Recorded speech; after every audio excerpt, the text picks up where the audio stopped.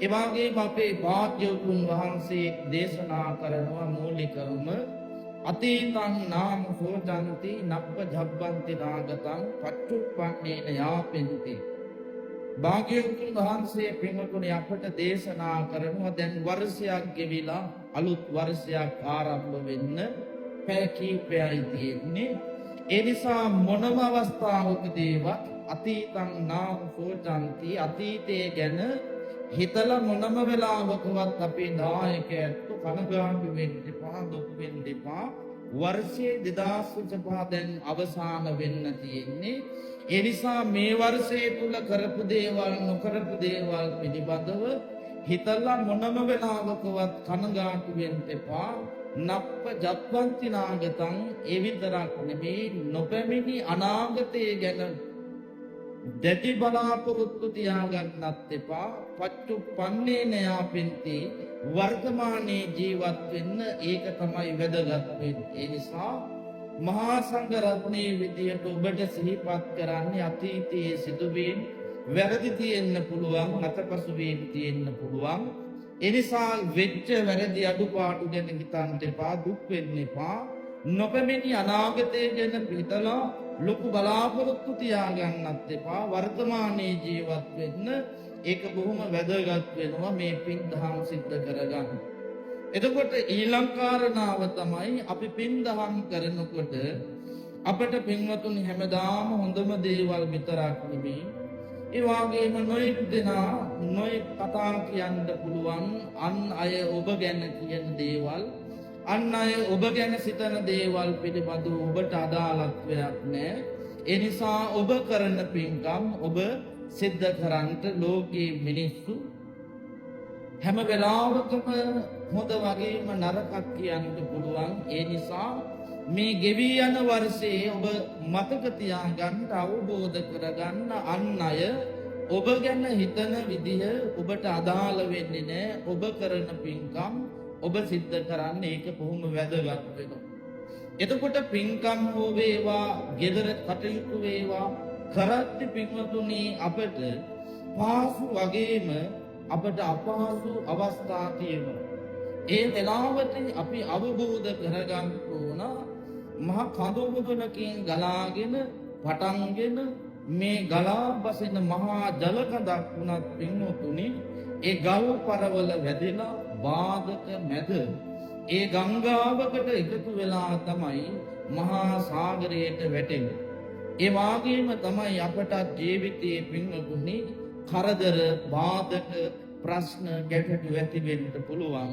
නමුත් මේ එළවෙන්නා වූ වර්ෂයේ තුල ඔබ අවබෝධ කරගන්න ඔබට මොනතරම් බාධක මොනතරම් ප්‍රශ්න ගැටලු ආවත් එකක්වත් පින්වතුනි පිනක් දහමක් සිද්ධ කරගන්න ඔබට ඔබගේ ජීවිතයට බාධාවක් සිද්ධ කරගන්න එපා.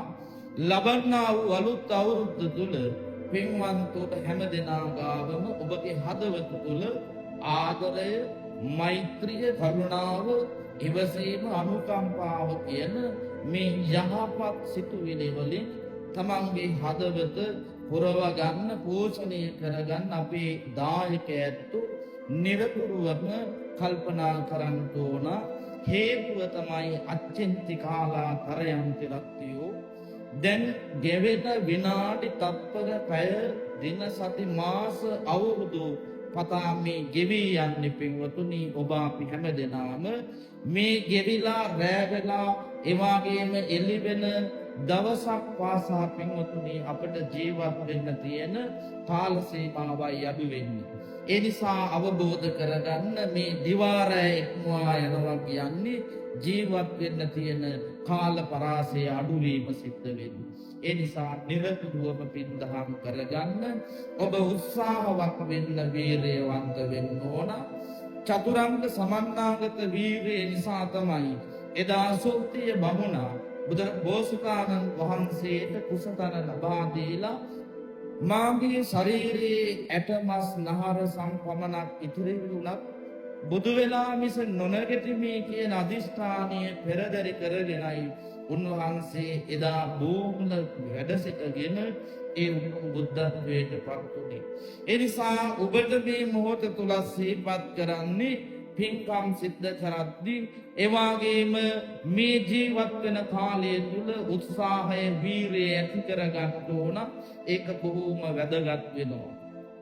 ඒ විතරක් නෙමෙයි ඔබට මතක ඇති ගිය කාල සීමාව තුල ඔබගේ ජීවිතේට හොඳ වගේම නරකත් ඒ වගේම ප්‍රශංසා වගේම නින්දාත් ඔබට ලැබෙන්නේ නැති ගිය වර්ෂයේ තුල ඔබ මොනම වෙලාවකවත් භාග්‍යවතුන් වහන්සේ දේශනා කරන්නේ පුට්ටස්ස ලෝක ධම්මේහි චිත්තං යස්සන කම්පති අටතෝ දහමට මොනම වෙලාවකවත් කම්පා වෙන්න එපා. ලාභ අලාභ යස අයස නින්දා ප්‍රශංසා සපතුත මේ ඔක්කොම චක්‍රයක් විදියට කැරකෙමින් අපේ පස්සේ එනවා.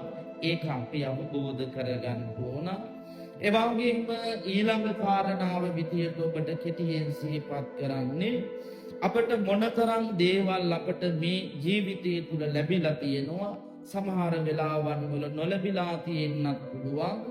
එතකොට අවබෝධ කරගන්න ඕන ලැබිච්ච වෙලාවකදී පින්වතුනි අපේ ජීවිතේට අපේ තෙරුවන් සරණ ගිහිල්ලා නැත්නම් මේ ජීවිතේට ඒ වගේම මේ ජීවිතේට පින්වතුනි ශ්‍රද්ධාවක් එක්කාසු කරගත්තේ නැත්නම් ඒ වගේම මේ වාගේ පිනක් දහමක් කරලා බුදුබණ පදයක් අහලා පින්කමක් කරගත්තේ නැත්නම් පින්වතුනි අපේ ජීවිතය හරියට මහා සාගරයට වැටිච්ච කූඹියෙක් වගේ යන එනමක් නැතුව අසරණ භාවයටපත් වෙනවා. මේ සංසාර නැමැති මේ සාගරයට වැටිච්ච අපි මේ බණපදයක් පිනක් දහමක් කරගත්තේ නැත්නම් මේ සංසාරයේ පින්වතුනි අපි අනන්ත ප්‍රමාණ අසරණ වෙන අවස්ථා තියෙනවා.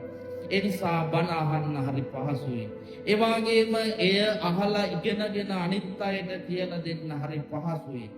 නමුත් අපහසුම දේ මොකක්ද? ඒ තමයි තමන් අහන ධර්මයට තමාට ගලපාගෙන ජීවත් වෙන්න තමයි අමාරුම කටයුත්ත. ඒ නිසා තමා තුළ ඇති වරද දකිමින් තමන්ගේ සිත දමනීය කරගන්න හදාගන්න උත්සාහවත් වෙන්න ඕන.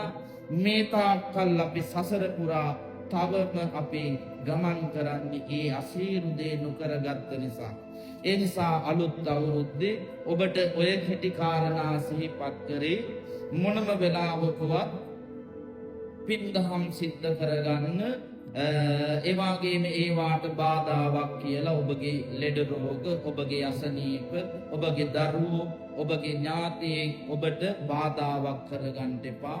අත්තම්යත්තුමෝ නත්ති තමාට තමා විතරයි කුතෝ පුත්තා කුතෝ දනං ධර්මෝ හිටියක් මැරෙන වෙලාවේ ධර්මෝ පරිමේන්නේ අපේ වලගාවට විතරයි. වලගාවෙන් එහා එක දරුවෙක්වත් තමන් එක්ක එන්නේ නැහැ. ඒ නිසා පුළුවන් තරම් පින් දහම් කරගන්න.